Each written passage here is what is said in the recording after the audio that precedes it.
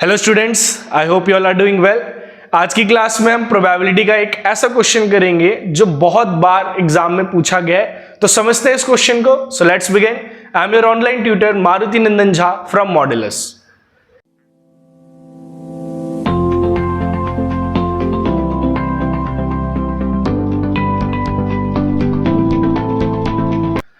देखो क्वेश्चन हमारे पास इस तरीके का है, find probability of getting 53 Sundays in a leap year. Leap year जो पहले तो लीप ईयर आपको पता होना चाहिए कि लीप ईयर वो साल होता है, वो वर्ष होता है जिसमें हमारे फैब में 29 डेज होते हैं, फरवरी में उसमें 29 दिन होते हैं और पूरे साल में 366 डेज होते हैं। और नॉर्मल ईयर जो होता है उसमें फैब में 28 डेज होते हैं, फरवरी में 28 दिन होते हैं और पूरे साल में 365 दिन होते हैं।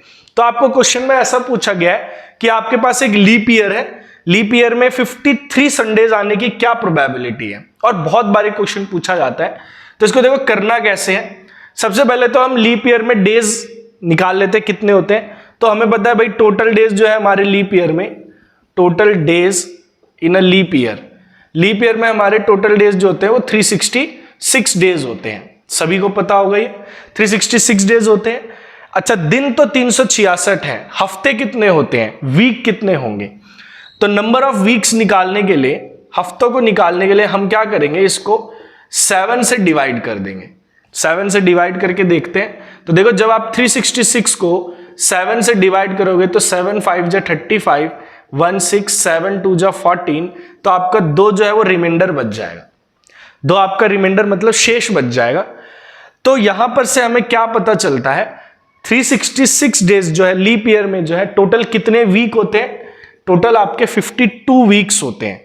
52 वीक्स, 52 तो हफ्ते होते हैं और जो रिमाइंडर बच गया 2, वो आपके 2 एक्स्ट्रा दिन होते हैं, आपके वो 2 एक्स्ट्रा दिन होते हैं।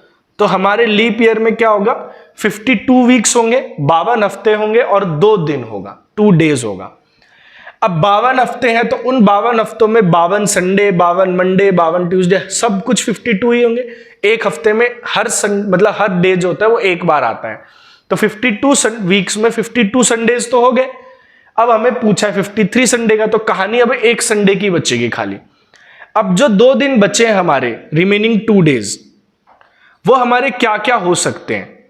रिमेनिंग 2 डेज कैन बी, जो हमारे 2 दिन बचे हैं वो क्या क्या हो सकते हैं। देखो 2 दिन हमारे क्या हो सकते हैं, या तो संडे और मंडे हो सकता है, या फिर मंडे और ट्यूसडे हो सकता है, ट्यूसडे और वेडनेसडे हो सकता है, वेडनेसडे और थर्सडे हो सकता है, थर्सडे और फ्राइडे हो सकता है, फ्राइडे और सैटरडे, और सैटरडे और संडे।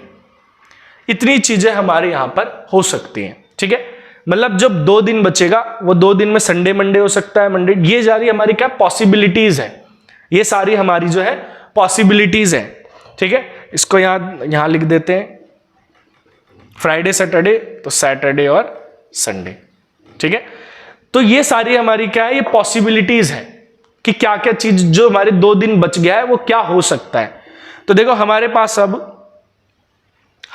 अब यहां पर आपसे पूछा किसके बारे में गया, संडे के बारे में। तो हमें देखना है जो पॉसिबिलिटीज है उसमें संडे कितनी बार है। तो देखो एक पॉसिबिलिटी में संडे एक बार तो यहां है, फिर इनमें कहीं भी संडे नहीं है, दूसरा संडे आपका यहां है। ठीक है, तो नंबर ऑफ फेवरेबल आउटकम्स हमारे कितने हो गए, जिस चीज के बारे में पूछा है वो कितनी बार आ रहा है। तो हमसे संडे के बारे में पूछा है और संडे हमारा कितनी बार आ रहा है, 2 बार आ रहा है। एक बार इधर आ रहा है, एक बार इधर आ रहा है। ठीक है, टोटल पॉसिबिलिटीज कितनी है, टोटल आउटकम्स, टोटल हमारी कितनी पॉसिबिलिटीज थी। तो हमारे टोटल कितने पेयर बने, 7 पेयर बने, 7 जोड़े बने, तो टोटल पेयर आउटकम्स क्या हो जाएंगे, 7 हो जाएंगे। तो प्रोबेबिलिटी जो है 53 संडेज की in a leap year, in a leap year, एक लीप ईयर में 53 संडेज की पॉसिबिलिटीज हमारी क्या हो गई, फेवरेबल आउटकम्स अपॉन में टोटल आउटकम। तो आंसर क्या आ जाएगा हमारा, 2/7। ठीक है, तो ये तो लीप ईयर की कहानी। अगर मान लो आपको नॉर्मल ईयर का पूछा गया होता, नॉर्मल ईयर जो 365 डेज का होता है, तो यहाँ 365 डेज हो जाते, हफ्ते 52 ही रहते वीक्स, एक दिन फालतू आता। अब वो एक दिन Sunday Monday Tuesday Wednesday Thursday Friday या सैटरडे होता, और यहां पर हमारी प्रोबेबिलिटी जो आती है वो 1/7 आती, ठीक है। अगर नॉर्मल ईयर की प्रोबेबिलिटी आती है तो 1/7 आ जाती है, और जो लीप ईयर की प्रोबेबिलिटी आती है वो 2/7 आ जाती है। क्लियर है? तो जब भी आपके पास इस तरीके का क्वेश्चन आएगा, वो उसमें चाहे संडे हो, मंडे हो, ट्यूसडे, वेडनेसडे, कोई सा भी डे हो, आपको उस क्वेश्चन को इसी तरीके से करना है। क्लियर है? अब इसमें अगर आपको कोई चीज समझ नहीं आती है तो आप कमेंट करके पूछ सकते हो, हम कोशिश करेंगे उसको नेक्स्ट क्लास में और अच्छे से समझा सके। तो मिलते हैं हम अपनी नेक्स्ट क्लास में।